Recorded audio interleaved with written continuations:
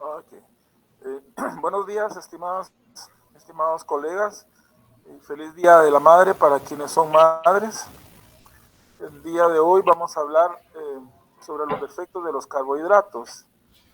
Generalmente son dos defectos los que la literatura sobresalta en la infancia.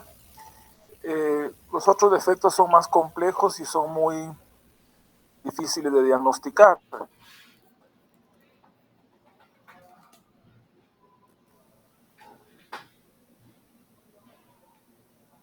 Como primero vamos a hablar y orina. La galactosa es un hexámeno de 6 átomos de carbono que en su mayoría proviene del metabolismo, que no es más que un aumento de la galactosa intestinal por hidrólisis de la lactosa. O sea, al descomponer la lactosa se forma galactosa más glucosa en el intestino. La galactosa es muy importante porque contribuye a la formación de glicógeno, además de los complejos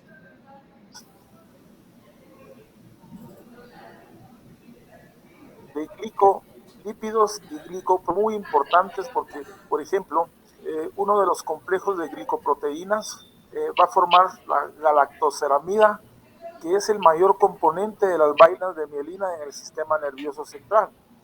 O sea, un defecto de este metabolismo va a tener incidencia en desmielinización y por tanto vamos a tener niños con signos neurológicos si son infantes.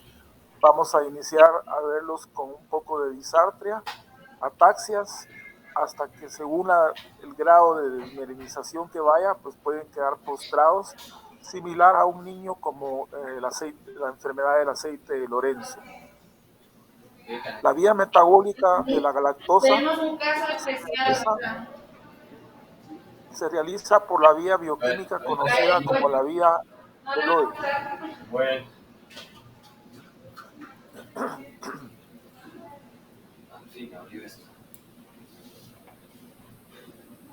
Generalmente los errores innatos del metabolismo tienen un comportamiento mendeliano recesivo, excepto algunos como vimos en el ciclo de la urea, donde uno de los errores innatos del ciclo de la urea pues están vinculados al cromosomo X, como es la deficiencia de la ornitin transcarbamilasa.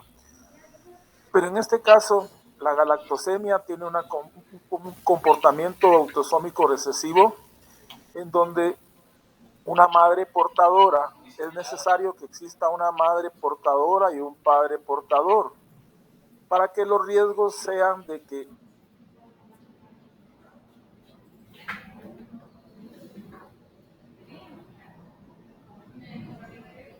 un 50% va a ser un niño enfermo.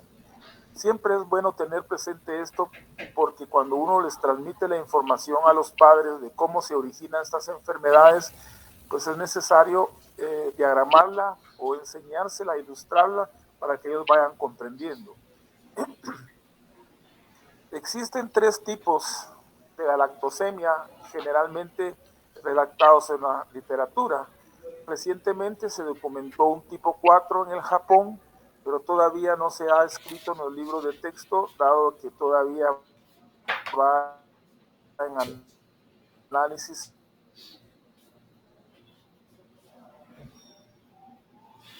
según clásica, y es un defecto de la enzima galactosa 1-fosfato uridiltransferasa, conocida como GALT. Y la tipo 2, que es deficiencia de galactosa quinasa. La tipo 3, que es una deficiencia de la enzima galactosa 6-fosfato epimerasa, conocida como GALE. Generalmente los signos clínicos se comparten en las 3, pero siendo la tipo 1 la más grave, la tipo 2 es menos grave, la tipo 3 es similar a la tipo 1. Y los síntomas más frecuentes están enfocados a nivel del hígado, de los ojos, de los riñones, y en casos de no suspender la dieta y seguir dando este nutriente, vamos a tener ya compromiso del sistema nervioso central, que presenta convulsiones, irritabilidad y letargia. Algo muy importante que quería hacerles énfasis es Los niños con galactosemia o con defectos de los carbohidratos generalmente tienen infecciones, sepsis por E. coli o por gram negativos. Y la razón de esto es que los metabolitos que no han sido llevados a la vía normal, los residuos metabólicos, produciendo lisis de los mismos al unirse con estas bacterias. Por lo que generalmente algunos artículos recomiendan que todo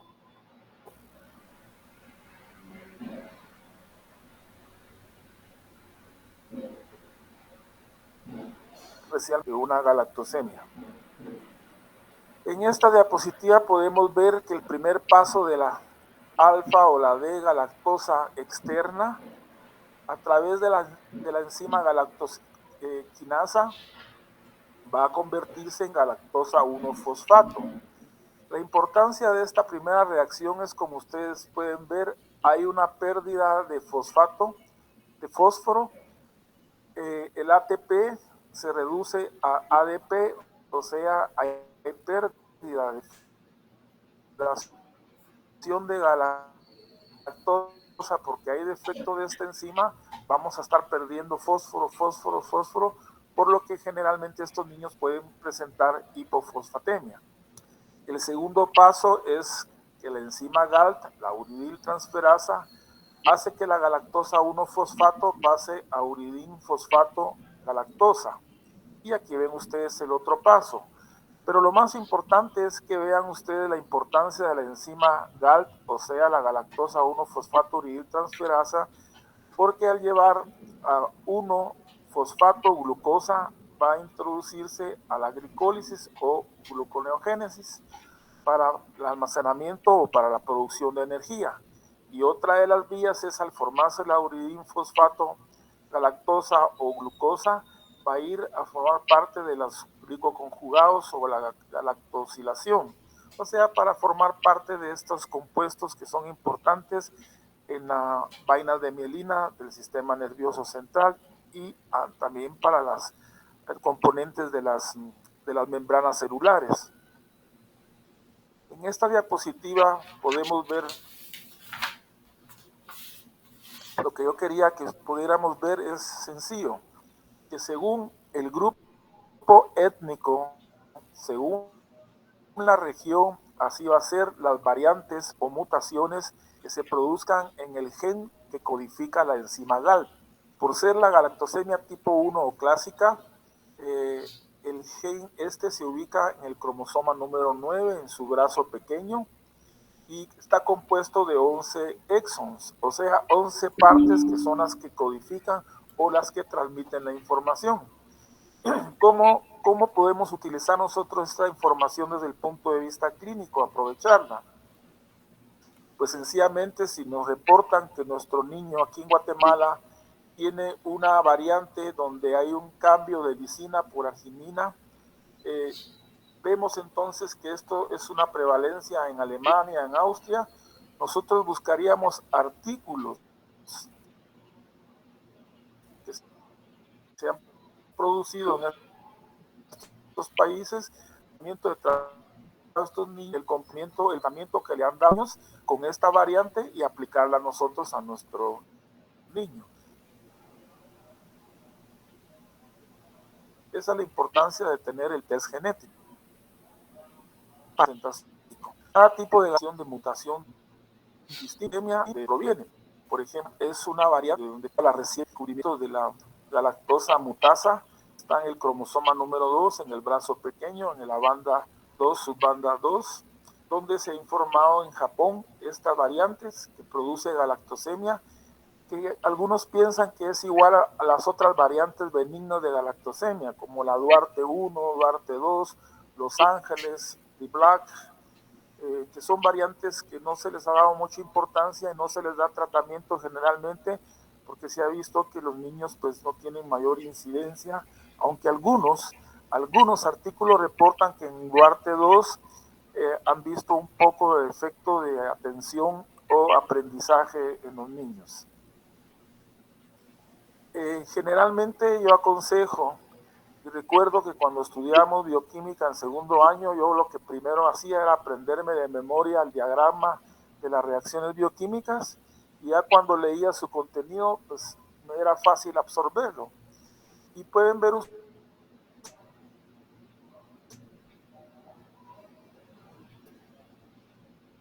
ustedes en esta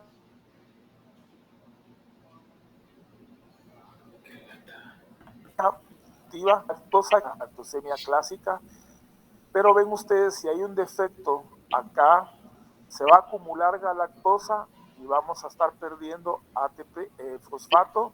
Por lo tanto, es una parte importante de pérdida de fósforo, recalco, pero lo más importante es la acumulación de metabolitos como el ácido galactónico y el galactitol, que van a ser los metabolitos tóxicos que se van a depositar en las células, en los tejidos, en los glóbulos blancos, y van a producir toda la patología que nosotros conocemos, especialmente la patología de la catarata ocular en los niños. Desde el punto de vista clínico, es importante diferenciar la hipergalactosemia primaria de la secundaria. La primaria, pues ya sabemos que van a ser defectos enzimáticos de las enzimas que ya hemos mencionado, y las secundarias son las que están asociadas a enfermedades o algún síndrome genético o algún error innato del metabolismo extra. Defectos asociados como la hepatitis congénita, las malformaciones arteriovenosos, la persistencia de ductus arterioso, en tirosinemia, en la citrin deficiencia, que la mencionamos en los defectos del ciclo, la urea, citrulemia tipo 2, etc.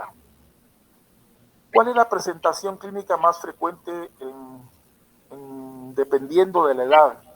Al nacer o en la infancia. A nosotros nos interesa capturar estas enfermedades del periodo recién nacido. Desde el punto de vista bioquímico es bastante complejo determinar, por ejemplo, la GALT, donde esta va a ser determinado más que todo por tecnología de avances bioquímicos, como la tecnología de masas. Pero clínicamente el recién nacido puede presentar un pseudotumor en el cerebro y cataratas, que son reversibles al iniciar el tratamiento, o sea, la suspensión de la galactosa, de la leche que contenga galactosa. En la galactosemia tipo 1, la clásica, vamos a encontrar niveles altos de galactosa en sangre y orina. En glóbulos rojos vamos a encontrar en sangre y orina los metabolitos de galactitol y galactonato altos. Y más adelante vamos a poder encontrar en niños en el periodo de infancia anormalidades de la folículo estimulante y de la luteinizante, especialmente en niñas. Por lo tanto, esto es el primer indicio de determinar que más adelante van a desarrollar un cuadro de fallo ovárico prematuro. Van a haber alteraciones de la coagulación, va a haber hipoglicemia, bilirrubinas altas porque el hígado se enferma. Esos son los signos bioquímicos más frecuentemente de la galactosemia clásica. Y en recién nacidos vamos a encontrar clínicamente cataratas, generalmente la sepsis que ellos desarrollan, y explicamos por qué, el compromiso hepático y renal. Un síndrome de Fanconi puede determinarse también. En infancia, pues vamos a ver un niño que va, en el caso de las mujercitas, pues un fallo ovárico prematuro, e importante tener en cuenta en el crecimiento y desarrollo la desmineralización ósea por la pérdida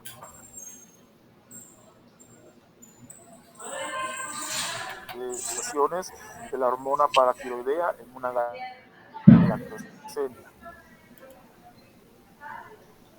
Desde el punto de vista de frecuencia, según el estudio, este es un estudio de 1990 con 270 niños, los hallazgos más frecuentes fueron a nivel del hígado. Y aquí van viendo ustedes el porcentaje según la presentación clínica de este grupo de niños. Nosotros deberíamos de empezar a hacer tranquilamente cada caso que tengamos de galactosemia, pues tratar de documentarlo bien, tratar de ver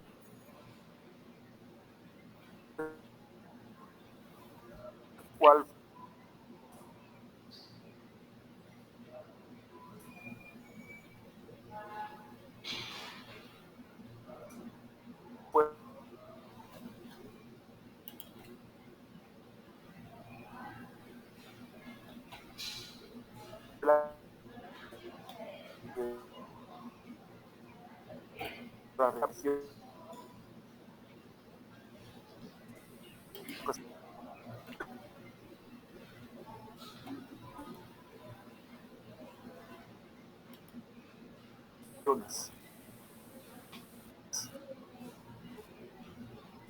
Doctor, usted tenía el aire acondicionado, doctor Montiel, ¿no? Doctor Montiel. Debemos primero, pues, Es como sabe. está de galactosemia, hacer un diagnóstico del cual hemos poder dar realizado una tratar pues, el trabajo inicial posible por los riesgos que hay de sepsis y tratar de medir inmediatamente los niveles de galactosa 1-fosfato en los eritrocitos y desde el punto de vista de tecnología de masas, tener los niveles de galactosa en sangre para poder iniciar su tratamiento.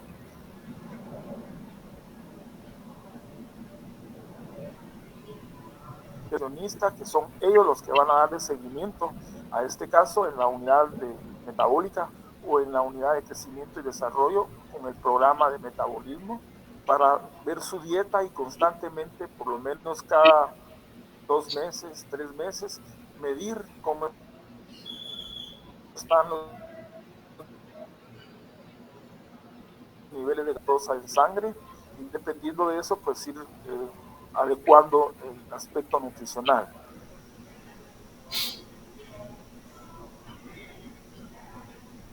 Tener presente, evaluar su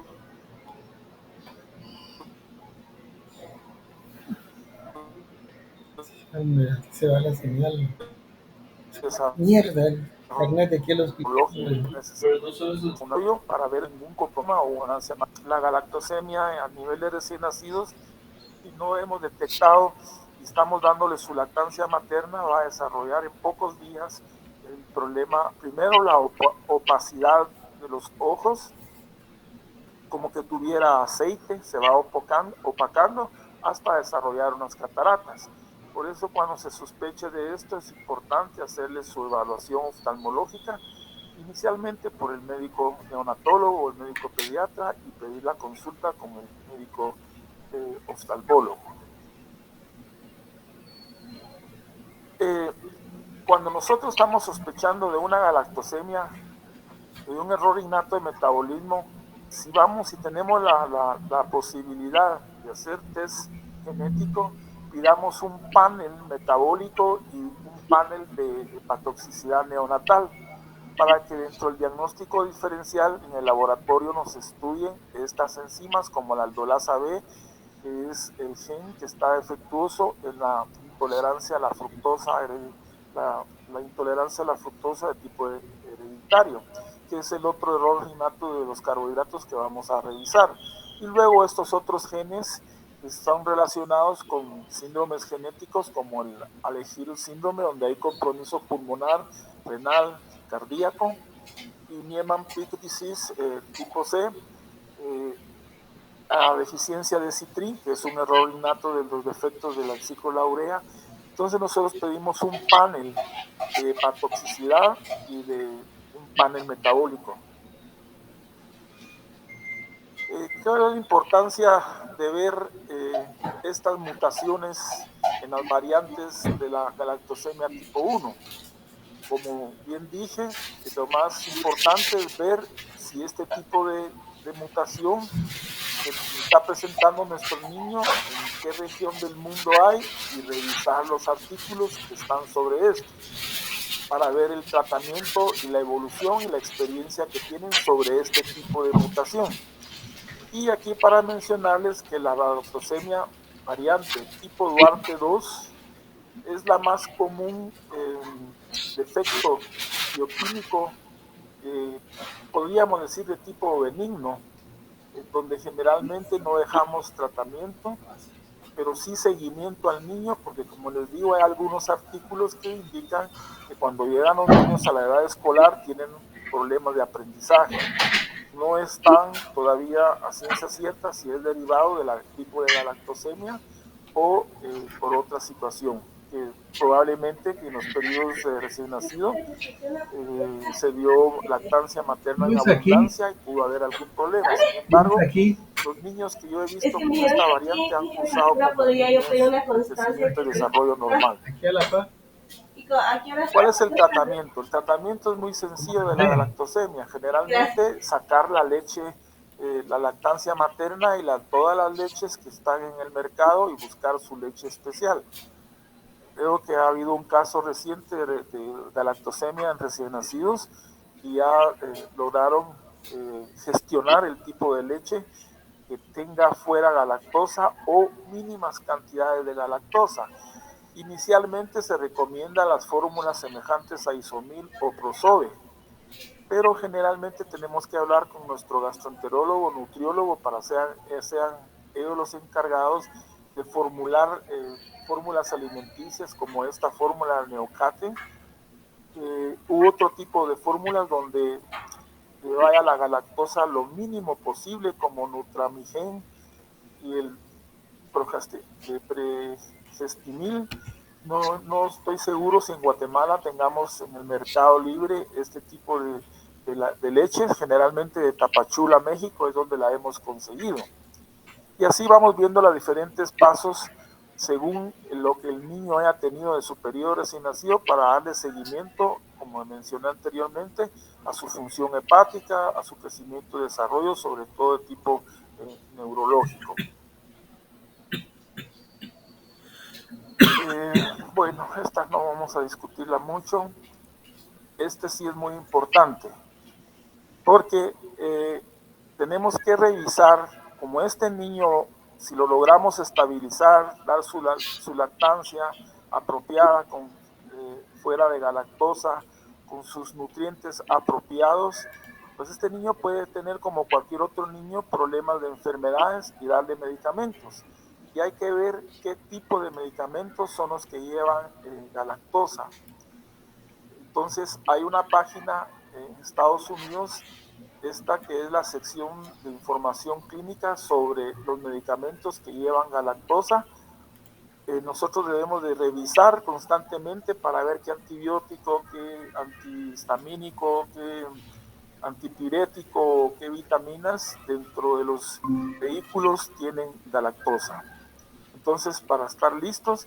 Y la otra es que este niño va a tener necesidad de suplemento de calcio, especialmente calcio líquido y magnesio, porque como mencionamos, pueden presentar desmineralización. Bien, terminada la galactosemia, vamos a entrar a la intolerancia a la fructosa. Pareciera ser una dramática error innato de metabolismo, pero generalmente es de los más sencillos de tratar. El problema es la sospecha clínica. Y decidí darle solo la tipo hereditaria, la intolerancia de fructosa hereditaria, porque si ustedes ven la presentación clínica de hipoglicemia, acidosis láctica, hipofosfatemia, hiperuricemia, hipermagnesemia, hiperalaninemia, pues son eventos que podemos encontrar en acidosis, en acidemias orgánicas, especialmente en defectos de la beta y de los lípidos, de la beta oxidación, pero nosotros debemos de tenerlo presente como un diagnóstico diferencial, porque los datos no son tan dramáticos como la acidemia láctica, no es tan grave. El ácido úrico sí es elevado, la hipoglicemia pues obviamente es importante, pero debemos de tenerlo presente como dato de diagnóstico diferencial. Vemos acá las mutaciones que hay, las variaciones dependiendo de los países y la incidencia de este defecto innato de metabolismo de los carbohidratos dependiendo de la región. Si ustedes ven en Inglaterra, es por cada 18,000 recién nacidos vivos, uno presenta esta intolerancia a la fructosa, mientras que en Estados Unidos es una en los 200,000 nacidos vivos.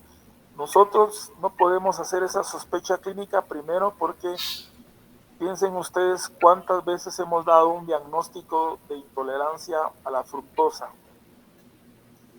Y generalmente estas intolerancias se empiezan a manifestar no tan frecuente en el periodo recién nacido, sino en periodos infantes o más adolescentes. Entonces, como es un diagnóstico diferencial, cuando nosotros tengamos un niño con ictericia e hipoglicemia, o estemos pensando en un defecto de la beta oxidación tipo Reye o Ray, diagnóstico diferencial, pues además de los defectos de la beta oxidación, el efecto de la intolerancia a la fructosa y estos otros errores innatos de metabolismo más complejos, los defectos de la glicosilación, por ejemplo. También, si tenemos ácido láctico alto combinado con hipoglicemia, pues son bases para pensar en un defecto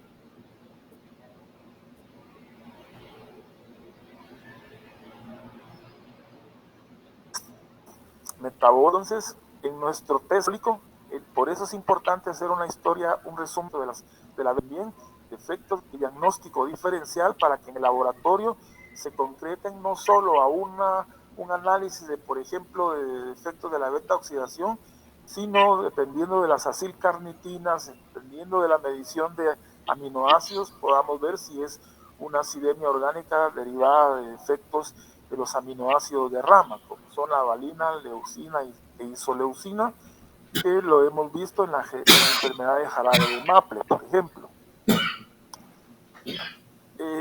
Aquí están los genes específicos para un diagnóstico diferencial de síndromes asociados como la cistinosis, por ejemplo, el síndrome de Fanconi, una fibrosis quística.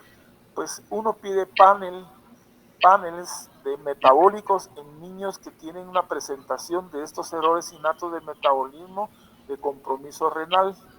Uno puede poner panel para investigar el error innato del metabolismo y síndromes asociados. Ellos ya saben de qué se trata y van a correr este tipo de secuenciación de genes. ¿Cuáles son las recomendaciones a hacer cuando se sospecha? Pues lo mismo que los defectos que la galactosemia. Vamos a hacer nuestra consulta con nuestro pediatra que tiene interés. A propósito, lo vuelvo a mencionar otro año más, como lo he mencionado en años anteriores. En años anteriores tenía la facilidad de involucrar a alguno de los residentes que estuviese interesado en hacer una pasantía, un fellow de short time en enfermedades metabólicas en el Instituto Nacional de Salud de Estados Unidos, en Bethesda. Ahí conozco yo a la doctora Iri Magnoli, que es una de las líderes mundial en estudios de acidemia metilmalónica, por ejemplo. Requisitos, pues, es que tengan el deseo, considerar si van a tener que mantenerse un poco, con un poco de ayuda, saber bien su inglés para poder iniciar el contacto con la doctora. Si alguno de ustedes estuviera interesado, por favor le indican al doctor Mario Herrera sobre su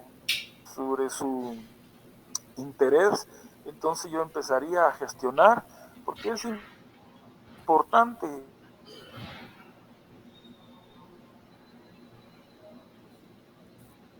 Vuelvo a repetir, manejo de estos desórdenes innatos de metabolismo, porque no son sentencias de muerte para nuestros recién nacidos. Si sabemos manejarlos, si sabemos desarrollar un programa, ellos pueden tener una dignidad y calidad de vida. ¿Cuáles son los alimentos que pueden comer y no pueden comer en la intolerancia a la fructosa? Pues esto es lo que el nutriólogo tiene que ofrecernos, porque como pediatra, ya sea que nos lleven a nuestra consulta a este niño, recuérdense que en estos casos tan difíciles, muchos de los padres identifican al residente tratante, lo aprecian porque ellos tienen la idea que es quien les ha salvado la vida a su niño. Yo sé que sí es cierto, pero hay un equipo también detrás de esto. Entonces hay que tener una lista de los alimentos permitidos y de los alimentos prohibidos. En el caso de la intolerancia a la fructosa, pues simplemente no dar sacarosa, sorbitol ni fructosa. Los otros carbohidratos se pueden dar sin ningún problema. Pueden comer sus carnes generalmente de pescado, de pez, y ir viendo qué verduras o frutas son las que tienen fructosa y estas son las que no deben de darse. Pero esta es la recomendación que deben dar los nutriólogos.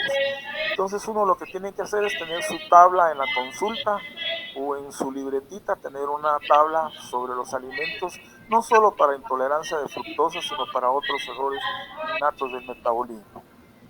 Bueno, he querido hacer cortas estas charlas que desde el punto de vista bioquímico a veces son complejas, pero desde el punto de vista de interpretación clínica, ponerlo lo más sencillo posible.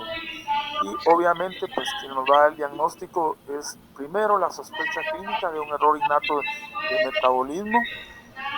Yo he pensado siempre que estas no son enfermedades raras. No me gusta ponerle el nombre de enfermedad rara, a pesar que a nivel del mundo se conoce como tal y la publicidad es enorme. Porque a ninguna madre le gusta que le digan que su niño tiene una enfermedad rara. Además, yo creo que son enfermedades de difícil diagnóstico, por eso yo le llamo enfermedades EDD, porque el difícil diagnóstico es primero por el expertaje del clínico, la incidencia de estos casos reportados en el banco de datos epidemiológico de nuestro país, y tercero, son dependientes de tecnología. Si no tenemos tecnología, es difícil que vamos a dar estos diagnósticos precisos. Generalmente perdemos a los niños en lo que tramitamos un test de este tipo, pero son enfermedades de difícil diagnóstico más que enfermedades raras. La incidencia generalmente de los errores innatos de metabolismo grupal es de cada 500 recién nacidos vivos, uno presenta esta. Bueno, he querido dejar esto acá para que si tienen alguna pregunta, pues podamos conversar.